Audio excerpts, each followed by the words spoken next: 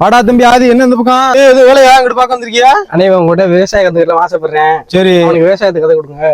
பரவாயில்லையே, இந்த காலத்துல விவசாயம் கத்துக்கிற ஆசைப்படுறிய, வா சொல்லி கொடுத்துறோம். தம்பி பரவாயில்ல, இந்த சின்ன வயசுலயே ஒரு விவசாயத்தை கத்துக்கணும்ன்ற ஆர்வத்தை நான் பாராட்டுறேன்.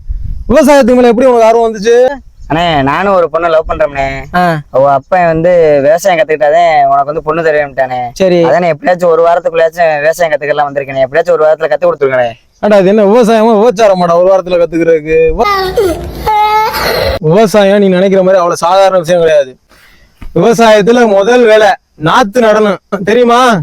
அண்ணே புள்ளிங்க நடனம் தெரியும், சாவு நடனம் தெரியும், கதகளி நடனம் கூட தெரியும்னே. ஆனா நாத்து நடுறது மட்டும் தெரியாதுண்ணே. நீங்க சொன்னீங்கன்னா ஆடிடுவேனே. அப்படித்தானே அந்த பிள்ளையே கரெக்ட் பண்ணேன்.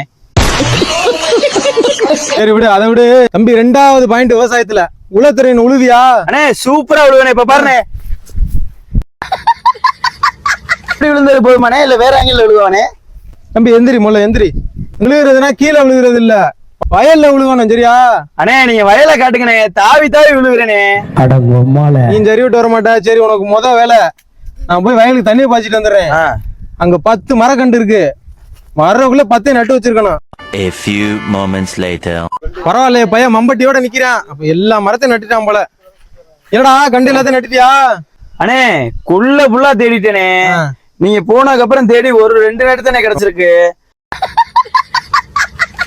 போனது போனீங்க, நட்டு எங்க இருக்குன்னு சொல்லிட்டு போனீங்களானே. இல்ல நீ விவசாயம் கத்துக்கிட்டதெல்லாம் போதும், நீ போ அந்த பிள்ளைய போய் விவசாயம் பண்ணு, போ போ. உங்களை மாதிரி ஆளுகளாலதான்டா இன்னைக்கு விவசாயம் அழிஞ்சே போச்சு. இன்ஸ்டாகிராம்ல ரீல்ஸ் போடுறதுல காட்டுற அக்கறைய உங்களுக்கு சோறு வர்ற விவசாயத்து மேல காட்டுங்கடா. நாடாது முன்னேறுண்டா.